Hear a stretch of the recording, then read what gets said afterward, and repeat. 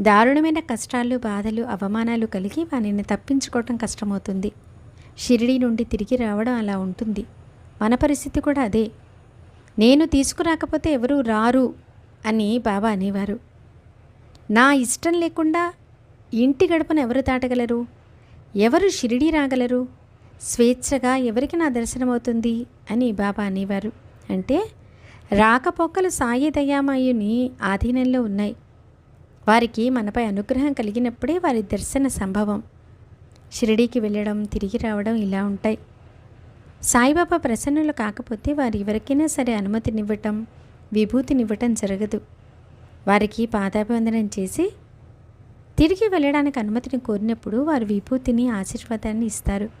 అదే వారి అనుమతి అని అర్థం. ఇప్పుడు శ్రోతలకు విభూతిని గురించిన ఒక అభినవ అనుభవాన్ని చెప్తాను. తర్వాత నేవాస్